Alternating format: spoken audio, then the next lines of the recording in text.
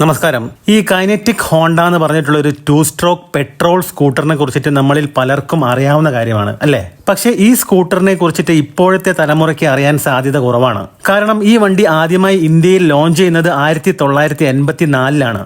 Kinetic engineering ലിമിറ്റഡും Honda motor കമ്പനിയും തമ്മിലുള്ള ഒരു ജോയിന്റ് വെഞ്ചർ ആയിരുന്നു കൈനറ്റിക് ഹോണ്ട എന്ന ഈ ഒരു പെട്രോൾ സ്കൂട്ടർ. പക്ഷെ 1998-ൽ ഹോണ്ടയും കൈനറ്റിക്കുമായുള്ള പാർട്ട്ണർഷിപ്പ് അവസാനിക്കുകയും അതിനുശേഷം അവർ പ്രൊഡക്ഷൻ നിർത്തുകയുമായിരുന്നു. പിന്നീട് ഒരുപാട് വർഷങ്ങൾക്ക് ശേഷം കൈനറ്റിക് വീണ്ടും ഇലക്ട്രിക് സ്കൂട്ടറുമായി രംഗത്ത് വന്നിരിക്കുകയാണ്. ഇത് പറയുമ്പോൾ പലർക്കും ഒരു സംശയം ഉണ്ടാവും, ഈ കൈനറ്റിക് ഗ്രീൻ എന്ന് പറഞ്ഞ കമ്പനിയാണോ ഇതെന്ന്. അല്ല, അത് വേറെ തന്നെ ഒരു കമ്പനിയാണ്. അതിനെക്കുറിച്ച് ഈ വീഡിയോയിൽ തന്നെ ഞാൻ പിന്നീട് പറയുന്നുണ്ട് കേട്ടോ. കൈനറ്റിക് DX എന്നാണ് ഇവർ ഈ ഇലക്ട്രിക് സ്കൂട്ടറിന് പേരിട്ടിരിക്കുന്നത്. 1984, അതായത് 40 വർഷങ്ങൾക്ക് മുമ്പ് ലോഞ്ച് ചെയ്ത ഇവരുടെ കൈനറ്റിക് ഹോണ്ടയുടെ ഡിസൈൻ അതേപടി അല്ലെങ്കിലും ഏകദേശം 70 മുതൽ 80% അതേ ഡിസൈൻ തന്നെ അവര് നിലനിർത്തിയിട്ടുണ്ട്. അത് നമുക്ക് ഈ രണ്ട് വണ്ടികളും ഒരുമിച്ച് കാണുമ്പോൾ തന്നെ മനസ്സിലാവുന്നുണ്ട് അല്ലേ? ഓക്കെ, ഇനി നമ്മൾ ഈ വണ്ടിയുടെ അതായത് കൈനറ്റിക് DXന്റെ ടെക്നിക്കൽ സ്പെക്സും അതുപോലെ തന്നെ മറ്റ് കാര്യങ്ങളിലേക്കുമൊക്കെ വരികയാണെങ്കിൽ, ബോഡി പാനൽസ് കൂടുതലും മെറ്റൽ കൊണ്ടാണ് നിർമ്മിച്ചതെങ്കിലും ചില പാർട്സുകളെല്ലാം പ്ലാസ്റ്റിക് ഫൈബർ തന്നെയാണ് ഇവർ ഉപയോഗിച്ചിരിക്കുന്നത്. നിങ്ങൾ ഈ സ്വിച്ച് എല്ലാം ശ്രദ്ധിച്ചോ?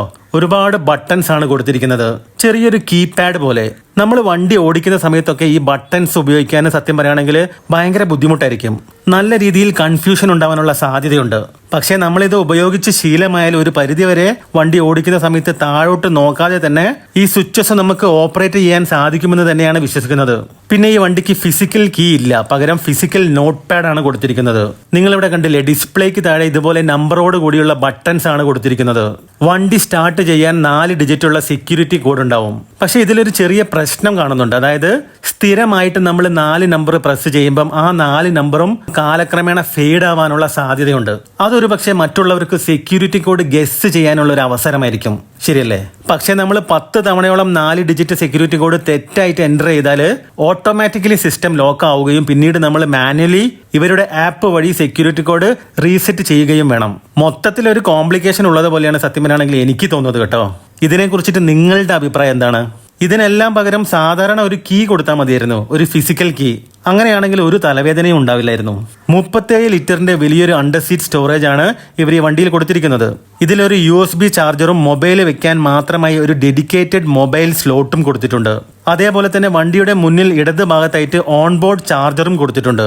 3-പിൻ പ്ലഗ് വണ്ടിയുമായി ഇന്റഗ്രേറ്റ് ചെയ്തതുകൊണ്ട് തന്നെ ചാർജറും എടുത്ത് നമുക്ക് നടക്കേണ്ട കാര്യവുമില്ല. ഈ ഒരു കേബിൾ നമുക്ക് 3 മീറ്റർ വരെ എക്സ്റ്റെൻഡും ചെയ്യാം. സാധാരണ നമ്മൾ വീട്ടിൽ ഉപയോഗിക്കുന്ന എക്സ്റ്റൻഷൻ കേബിൾ പോലെ തന്നെ.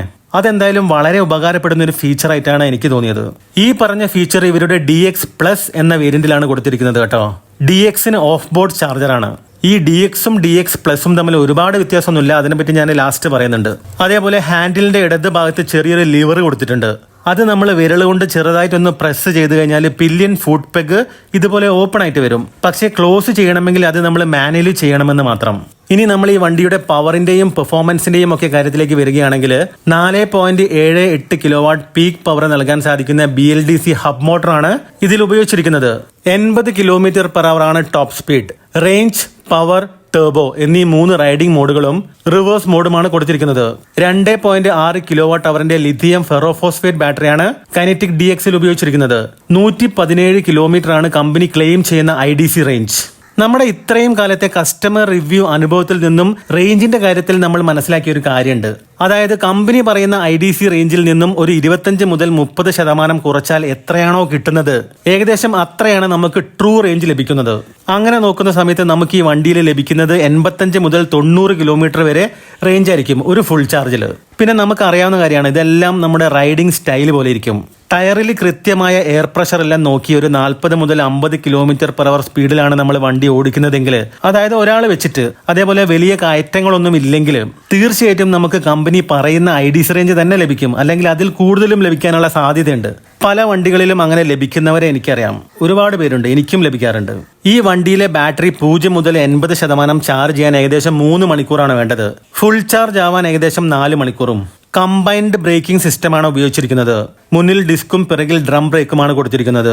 അതേപോലെ സെക്ഷൻ 100/80/12 ഇഞ്ചസിന്റെ ടയറുകളാണ് മുന്നിലും പിന്നിലും കൊടുത്തിരിക്കുന്നത്. സസ്പെൻഷന്റെ കാര്യത്തിലേക്ക് വരികയാണെങ്കിൽ മുന്നിൽ ടെലിസ്കോപ്പിക് ഫോർക്കും പിന്നിൽ ട്വിൻ ഷോക്ക് അബ്സോർബറുമാണ് കൊടുത്തിരിക്കുന്നത്. 770 മില്ലിമീറ്റർ ആണ് സീറ്റ് ഹൈറ്റ്. എന്ന് വെച്ചാൽ കുറച്ച് ഹൈറ്റ് കുറഞ്ഞ ആളുകളാണെങ്കിലും ബുദ്ധിമുട്ടില്ലാതെ ഈ വണ്ടി ഓടിക്കാൻ സാധിക്കുമെന്നർത്ഥം. കാല് നിലത്ത് കുത്താൻ സാധിക്കാത്ത അങ്ങനെ ഒരു പ്രശ്നം ഉണ്ടാവില്ലെന്നർത്ഥം. അതുപോലെ 165 മില്ലിമീറ്റർ ആണ് ഗ്രൗണ്ട് ക്ലിയറൻസ്. പിന്നെ ഈ വണ്ടിയുടെ കേർബ് വെയിറ്റ്, അതായത് മൊത്തം ഭാരം 128 കിലോഗ്രാം ആണ്.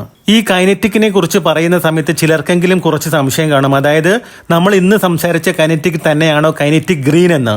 അല്ല, ഇത് രണ്ടും രണ്ട് മാനേജ്മെന്റിന്റെ കീഴിൽ പ്രവർത്തിക്കുന്ന രണ്ട് കമ്പനികൾ തന്നെയാണ്. ഇന്ന് നമ്മൾ സംസാരിച്ച കമ്പനിയുടെ പേര് കൈനറ്റിക് വാട്ട്സ് ആൻഡ് വോൾട്സ് എന്നാണ്. അജിങ്ക്യ ഫിറോദിയാണ് ഈ കമ്പനിയുടെ ഓണർ. അതേ സ്ഥാനത്ത് കൈനറ്റിക് ഗ്രീന്റെ ഓണർ അജിങ്ക്യയുടെ സഹോദരി സുലജ ഫിറോദിയ മോട്ട്വാനിയാണ്. കഴിഞ്ഞ വർഷം നമ്മൾ ഇതേ ചാനലിൽ തന്നെ ഇലക്ട്രിക് ലൂന, അതായത് കൈനറ്റിക് ലൂനയെ കുറിച്ചിട്ടൊരു വീഡിയോ ചെയ്തിട്ടുണ്ടായിരുന്നു. അത് നിർമ്മിക്കുന്നത് കൈനറ്റിക് ഗ്രീൻ ആണ്. മാത്രമല്ല കൈനറ്റിക് ഗ്രീൻ ഒരുപാട് ഇലക്ട്രിക് സ്കൂട്ടറുകൾ നിർമ്മിക്കുന്നുമുണ്ട്. കൈനറ്റിക് ഗ്രീൻ കുറച്ച് വർഷങ്ങൾക്ക് മുന്നേ തന്നെ ഇലക്ട്രിക് വാഹന നിർമ്മാണ മേഖലയിലേക്ക് കാലെടുത്ത് വെച്ചിരുന്നെങ്കിലും കൈനറ്റിക് വാട്ട്സ് ആൻഡ് വോൾട്സ് ഈയിടെയാണ് ഈ മേഖലയിലേക്ക് ചൂടെടുത്ത് വെച്ചിരിക്കുന്നത്. ഇവർക്ക് നിലവിൽ കൈനറ്റിക് DX എന്ന ഈ ഒരു ഇലക്ട്രിക് സ്കൂട്ടർ മാത്രമാണുള്ളത്. കൈനറ്റിക് DXന് DX പ്ലസ് എന്നൊരു വേരിയന്റ് കൂടി ഉണ്ടെന്ന് ഞാൻ നേരത്തെ പറഞ്ഞല്ലോ. DX പ്ലസിന് സ്പീഡ് ലേശം കൂടും. 90 km/h ആണ് ടോപ്പ് സ്പീഡ്. DXന് അത് 80 km/h ആയിരുന്നു. പിന്നെ DXനേക്കാൾ കുറച്ച് കൂടുതൽ സ്മാർട്ട് ഫീച്ചേഴ്സ് ഉണ്ടാവും DX പ്ലസിൽ. പിന്നെ ഞാൻ നേരത്തെ പറഞ്ഞല്ലോ, DX പ്ലസിന് ഓൺ ബോർഡ് ചാർജറാണ്. DXന് അത് ഓഫ് ബോർഡ് ചാർജർ ആയിരിക്കും. അതേപോലെ തന്നെ ഈ രണ്ട് വേരിയന്റുകൾ തമ്മിലുള്ള റേഞ്ചിൽ ചെറിയൊരു മാറ്റം ഉണ്ടാവുമെന്നാണ് മനസ്സിലാക്കാൻ സാധിച്ചത്. പക്ഷെ അത് എത്രത്തോളമാണെന്ന് കൃത്യം അറിയാത്തത് കൊണ്ടാണ് ഞാൻ വീഡിയോയിൽ പറയാത്തത് കേട്ടോ.